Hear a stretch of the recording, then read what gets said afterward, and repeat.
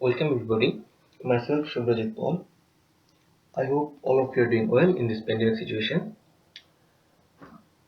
So today we are here for a short session on Electricity Act 2003. In this particular session, we are going to discuss about its background, some of its features, role played by this act, some important rules and enforcement of this act. The first thing that I want to emphasize on is the word act. The act is nothing but a group of rules and regulations. Next comes what is the necessity of an act. I think to maintain anything judiciously and efficiently, there should be particular rules and regulations for it. And act is also such rules and regulations which are necessary for efficient use. Electricity Act. The next thing that comes is what is Electricity Act. Electricity Act is nothing but it is a group of rules and regulations which is somehow related to electricity. We will discuss it further in our session. Now we are going to discuss some of the features of Electricity Act. Some of its features are it has 185 sections. That means it is a quite big act. Secondly, it defines itself in many dimensions. That means it has so many aspects and so many dimensions in itself that it defines itself. It also has many rules and regulations related to generation, transmission, and distribution of electricity. It also has rules for valuable items such as transformer or some power stations which are being used in the process. Moreover, the determination of tariffs are also being done according to this act. Next, we are going to discuss about some rules of Electricity Act 2003. It acts as a backbone for different processes related to electricity. If anytime any dispute occurs, we can refer to it. Secondly, it also provides some rules for the generation of revenue from this sector for our government.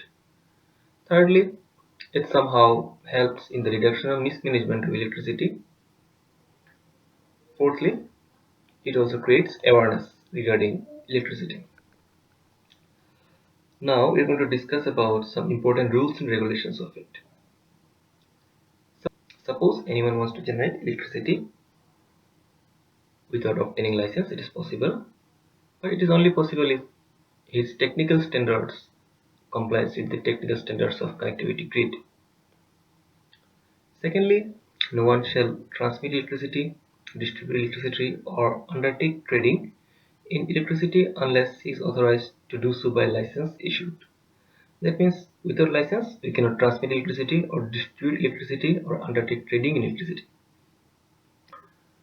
Central government may also establish some central governing bodies for the determination of the optimum amount of electricity that is needed for different purposes. Another important feature of this act is that central government and state government may meet from time to time to consult different policies and tariff policy.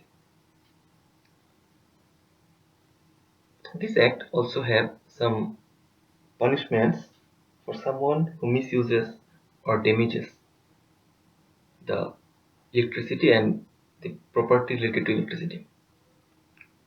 According to this, he shall might be punished or might be fined or maybe both, but it depends on amount of damage he has done. Moreover, for a particular state government can maintain its department as its wish for its smooth performance. Now lastly comes the enforcement of this act. As you all know, electricity comes under concurrent list, so both state government and central government will have different jurisdictions in it. Central government will interfere if there is an issue in interstate generation or somehow related to transmission, generation related to some central government organizations like railways, airports, etc., etc. Or if there is some issue related to central load dispatch center like power grid. And state government will interfere if there is an issue related to any generating station which is maintained and established by state government, or transmission related to any state government organizations. So in this session we have discussed all these things. I hope all of you have understood. For further reference you can see the act. So till then, have a nice day.